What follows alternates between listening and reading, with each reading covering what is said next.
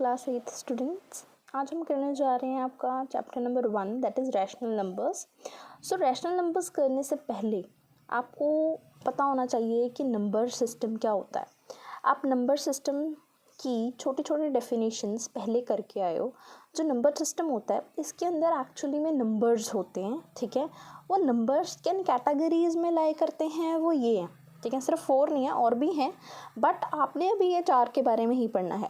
पहली क्या है नेचुरल नंबर्स, दूसरी है whole numbers, third one is your integers and fourth is rational numbers. अब नेचुरल नंबर्स कहाँ से शुरू होते हैं? 1 2 3 एंड सो ऑन। काउंटिंग है सिर्फ 1 2 3 एंड सो ऑन, ठीक है। होल नंबर्स में काउंटिंग में हम 0 को इंक्लूड कर देते हैं। यहाँ पर 0 नहीं था बट होल नंबर्स में 0 होता है। इंटीजर्स में नेगेटिव नंबर्स भी होते हैं, सारे 0 भी होता है और पॉजिटिव नंबर्स भी होते हैं। एंड रैशनल नंबर आपको तो डेफिनेशन याद होगी, आप पिछली बारी भी करके आए हो। A number in the form of p upon q, मतलब न्यूमरेटर अपॉन डिनोमिनेटर दोनों क्या होने चाहिए? इंटीजर्स, और q is not equals to 0, मतलब 2/3 7/9 ऐसे ही बहुत सारे नंबर्स होते हैं, ठीक है। अब जो आपकी बुक में पहला टॉपिक है वो तो इसको इंट्रोड्यूस किया हुआ है। सेकेंड टॉपिक जो है वो क्या है? Properties of rational numbers. वो प्रॉपर्टीज़ को हम डिटेल में पढ़ेंगे कि ये एक्चुअली में है क्या, ताकि जितने भी आपके ट्राइडीज़ वगैरह है आप उन सबको कर पाओ, ओके। जो रैशनल नंबर्स की प्रॉपर्टीज़ हैं, पहली प्रॉपर्टी क्या है? क्लोजर। अब क्लोजर होती क्या है? कोई भी दो नंबर्स को हम प्लस माइनस मल्टीप्लाई या डिवाइड ये ऑपरेटर्स लगाएं, जो हमारे को ये सब ऑपरेट करने के बाद आंसर मिले, लगाने पर जो हमारे को नंबर मिलेगा वो भी सेम टाइप का होना चाहिए। जैसे सपोज़ मैंने दो नंबर नेचुरल नंबर्स में से ले लिए 1 और 2, दोनों को ऐड किया, क्या मिला? 3, वो भी नेचुरल नंबर को बिलोंग करता है। तो मतलब natural numbers are closed under closure, ठीक है। ऐसे ही होल नंबर्स में मैंने आपको एग्जांपल लेके दिखाया, 0 + 5 है तो 5 ही आया। 0 भी होल नंबर है, 5 भी होल नंबर है, दोनों होल नंबर्स लिए तो answer 5 which is a whole number. तो whole numbers are closed under addition. ऐसे ही 5 - 7 सब्ट्रैक्शन में भी जो आंसर आ रहा है वो क्या आ रहा है? नेगेटिव, ठीक है। और नेगेटिव ये दोनों खुद क्या थे? होल नंबर्स, पर आंसर आ रहा है इंटीजर्स का। आंसर क्या आना चाहिए था? होल नंबर का। तो अगर वो दो होल नंबर लेके होल नंबर नहीं आता, कुछ और आ जाता है, लिए हमने इस कैटेगरी में से थे, आंसर इस कैटेगरी का आ रहा है, तो वो क्लोज्ड नहीं होते, वहाँ पे क्लोजर प्रॉपर्टी जो है वो होल्ड नहीं करती, ठीक है। ऐसे ही सेम सेकंड प्रॉपर्टी वो क्या है? कॉम्यूटेटिविटी। कॉम्यूटेटिविटी मीन्स उल्टा करना। a + b कर दूँ या b + a, जैसे 2 + 3 कर दूँ तब भी 5 आएगा, ठीक है, और 3 + 2 कर दूँ तब भी 5 आएगा। ऐसे ही a - b और b - a। सिमिलरली मल्टीप्लाई और डिवाइड की भी होती है। वही दो नंबर्स आपने नेचुरल नंबर्स में से या होल नंबर्स या इंटीजर्स में से लेने हैं, वही सेम आंसर आपको उल्टा करके भी मिलना चाहिए, ठीक है। तो वो होती है कॉम्यूटेटिविटी होल्ड। एसोशिएटिविटी ध्यान रखना, ये 3 नंबर्स पे लगती है, ठीक है। एसोशिएटिविटी जो है ये 3 नंबर्स पे लगती है। इसके अंदर हम ब्रैकेट चेंज करते हैं। a + b + c, पहले ब्रैकेट पिछले 2 नंबर्स पे था, उसके बाद ब्रैकेट आगे वाले 2 नंबर्स पे है, ठीक है। Same with minus multiply and divide, ये 3 नंबर्स पे लगती है और हम ब्रैकेट चेंज करते हैं। अब इसका मतलब क्या है कि पहले b + c को सॉल्व करूँगी, फिर उसके अंदर a ऐड करूँगी, ठीक है, आंसर जो भी आया। फिर उसके बाद ये वाली चीज़ देखते हैं, पहले a + b को सॉल्व करूँगी, फिर उसके अंदर c ऐड करूँगी। अगर दोनों आंसर सेम आए तो एसोशिएटिविटी होल्ड करेगी, ठीक है। बाकी सारे साइंस के साथ आप सेम काम करोगे। सेम ऐसे ही है डिस्ट्रीब्यूटिविटी। डिस्ट्रीब्यूटिविटी में क्या होता है? एसोशिएटिविटी और डिस्ट्रीब्यूटिविटी में एक ही फ़र्क है, वो क्या? इसके अंदर साइन सेम रहते हैं, plus plus, minus minus, multiply multiply, divide divide, सारे सेम साइंस हैं इनके अंदर। बट इसके अंदर 2 साइन यूज़ होते हैं, 3 पर ही लगती है, ठीक है।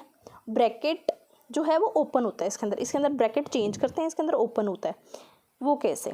यहाँ पे a × b + c है, वहाँ पे a × की जगह क्या था? प्लस या माइनस या मल्टी। यहाँ पर एक ही नंबर रहता है, वो क्या होता है? ऑपरेटर मल्टीप्लाई ही का ही होता है, ठीक है। जो ब्रैकेट में है वो b + c भी हो सकता है, b - c भी हो सकता है, डिवाइड भी हो सकता है, कुछ भी हो सकता है। यूजुअली आपको सिर्फ प्लस या माइनस के ही आएंगी, ठीक है।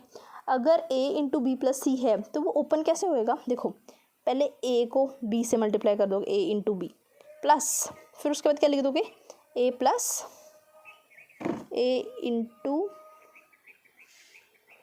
c, ठीक है। Same with the case a × b - c है, तो a × b पहले, फिर नेगेटिव का साइन, फिर ए इंटू सी। ओके, अब हम करने जा रहे हैं आपका इम्पॉर्टेंट क्वेश्चंस इस चैप्टर में से, ठीक है। फर्स्ट एक्सरसाइज में जितने भी इम्पॉर्टेंट क्वेश्चंस है ना वो यही हैं। इनमें से एक क्वेश्चन पक्का आता है।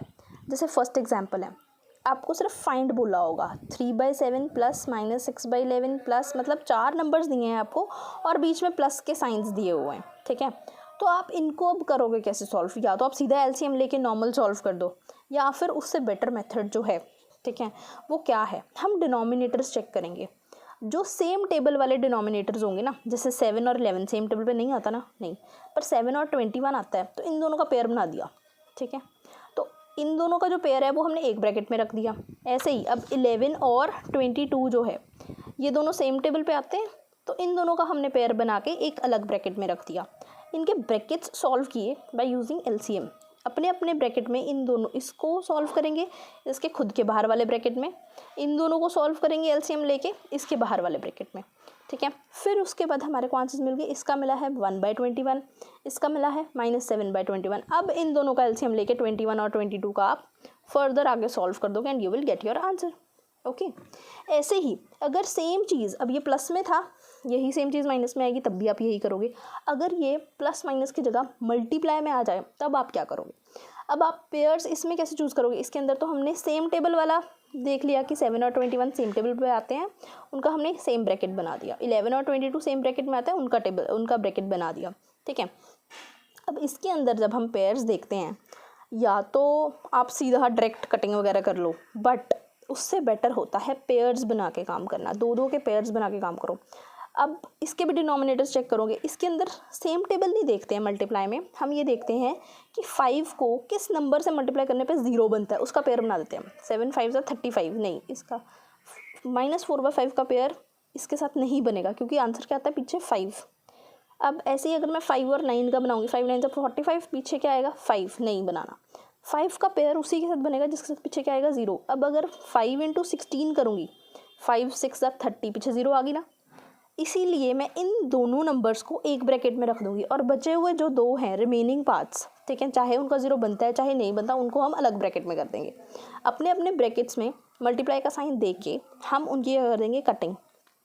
4 1 4, 4 4 16, 5 1 5, 5 3 15, ये आ गया हमारा -3/4। ऐसे ही इसका 7 2 14, 3 1 3 और 3 3 9, तो ये आ गया आपका -2/3।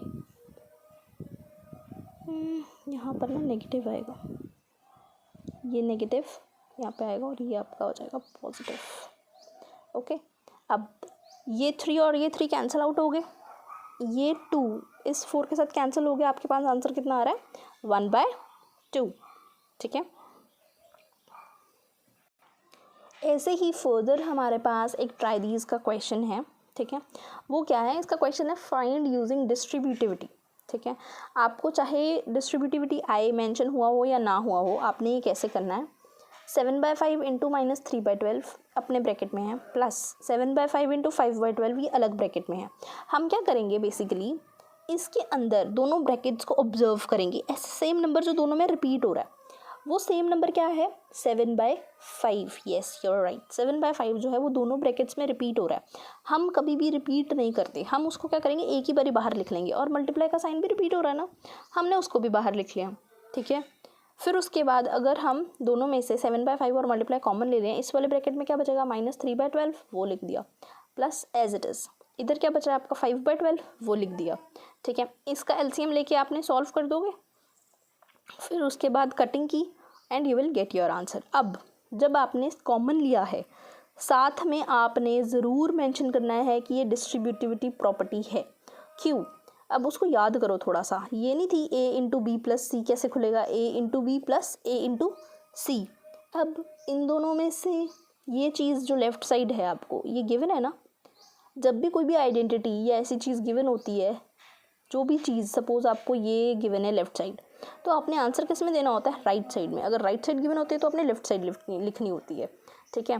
तो ये दो ब्रैकेट्स से हमने कॉमन लेके, जैसे ये दो अपने थे, इनमें से ए और क्रॉस कॉमन लिया था, ये थी डिस्ट्रीब्यूटिव प्रॉपर्टी। इसमें से भी हमने 7/5 और क्रॉस कॉमन लिया है और बाकी दो नंबर्स अंदर क्या हो रहे हैं, प्लस। तो ये कौन सी प्रॉपर्टी है हमारी, डिस्ट्रीब्यूटिव प्रॉपर्टी। ये मेंशन ज़रूर करना है, अगर आप ये मेंशन नहीं करोगे आपके मार्क्स जो हैं वो डिडक्ट हो जाएंगे, ठीक है। अब जो नेक्स्ट क्वेश्चन है उसके अंदर एक और ट्विस्ट है। दो ब्रैकेट्स के अलावा आपको एक फ्रैक्शन और दी हुई है, जैसे कि ये एग्जाम्पल 5 का जो क्वेश्चन है 2/5। पहले तो ना ये क्वेश्चन देख के आप डर जाते हो, ठीक है। उसको तोड़ो, 2/5 क्रॉस -3/7 -1/14 -3/7 इंटू 3/5। इसको ध्यान से देखो, जहाँ पे क्रॉस है दो नंबर्स के बीच में उसको एक ब्लॉक में डाल दो, ठीक है।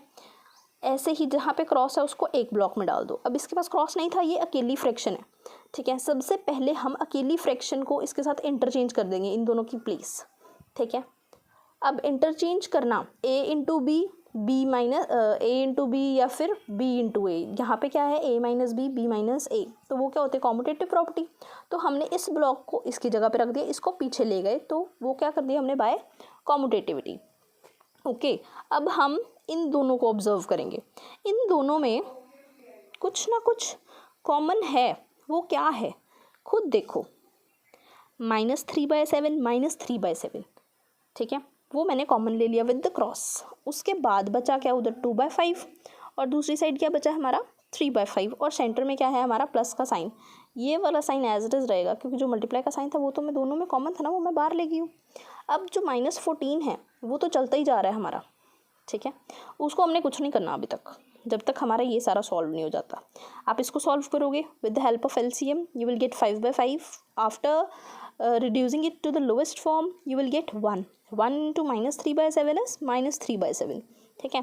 एंड यहाँ पर आपका क्या है, -14 पड़ा था। अब आप इन दोनों को सॉल्व करके LCM लेके कटिंग करके प्रॉपरली आंसर निकालोगे and you will get your answer. ये जितने भी क्वेश्चंस आप कर रहे हो these are very important. First exercise में ये क्वेश्चंस शॉर्ट है, 2-3 मार्क्स में आते हैं, ठीक है। तो इनको निगलेक्ट मत करना, जितनी भी प्रैक्टिस करनी है आप इनकी मैक्सिमम से मैक्सिमम प्रैक्टिस करो, ओके।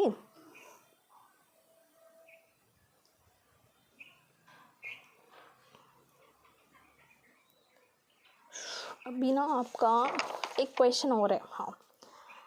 एक्सरसाइज 1.1 में भी ऐसे ही सेम क्वेश्चन है, ठीक है। मैंने आपको दोबारा करके दिखाया है, वैसे तो मैं चाहती थी कि आप खुद करो, बट स्टिल मैं आपके लिए फिर से कर रही हूँ इनको।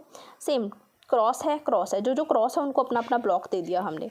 5/2 एक अलग फ्रैक्शन थी, उसको हम पीछे ले गए, इस वाले को इसके साथ क्या कर दिया, इंटरचेंज बाय कॉम्यूटेटिविटी। इन दोनों के अंदर कॉमन क्या है, 3/5, ठीक है। अब 3/5 बाहर निकालने के बाद मैंने ये देखा कि माइनस का साइन भी मैं कॉमन ले सकती हूँ, वो भी ले लिया। फिर अंदर क्या बना मेरा, ब्रैकेट, और 5/2 एज इट इज चलता जा रहा है। इसको हमने फिर से LCM लेके सॉल्व किया, इसको 3/5 के साथ कटिंग की, सिर्फ इसके साथ कटिंग करेंगे, प्लस 5/2 एज इट इज रहेगा। जो फ्रैक्शन आ जाएगी फिर उसका 5/2 के साथ LCM लेके हम सॉल्व करके अपना आंसर निकालेंगे, ठीक है। Same with the next part also. इसके अंदर एक ट्विस्ट है, वो ट्विस्ट क्या, अभी तक जो 2 क्वेश्चंस हमने किए थे हमारे पास एक सिंगल फ्रैक्शन होती थी। अब सिंगल फ्रैक्शन की जगह आपके पास 3 ब्लॉक्स हैं जिनके बीच में क्रॉस का साइन है, ठीक है। अगर 3 ब्लॉक्स आए, देख 2/5 इंटू -3/7, 1/6 इंटू 3/2, 1/14 इंटू 2/5, ठीक है। तो हम ना सबसे पहले तो ये चेक करेंगे कि सेम फ्रैक्शन कहाँ पे है। यहाँ पे 2/5 है, यहाँ पे 3/7 है। क्या 2/5 और 3/7 में से कोई और रिपीट हो रही है, 1/6 3/2 नहीं, इसमें 2/5 रिपीट हुआ है। तो हम 2/5 को ना थोड़ी पास ले आएंगे, मतलब इन दोनों को इंटरचेंज कर देंगे बाय कॉम्यूटेटिविटी। इंटरचेंज करने के बाद हम इन दोनों के ऊपर ही फोकस करेंगे और जो चीज़ कॉमन थी उसको बाहर निकाल लेंगे। बचे हुए फ्रैक्शंस का हम LCM लेके इसको 2/5 के साथ कटिंग करके सॉल्व कर देंगे। और इधर वाली फ्रैक्शंस की भी अगर कटिंग होती है आपस में तो हम कर सकते हैं, ठीक है। इधर हमारे को कटिंग करके -1/7 मिल जाएगा और इधर आपको कटिंग करके -1/4। इस सारे को आप सॉल्व करोगे एंड यू विल गेट -11/8, ठीक है। ये आपकी 1.1 के मोस्ट इम्पॉर्टेंट क्वेश्चंस थे जो पेपर में आते हैं। 101% ये आएंगे।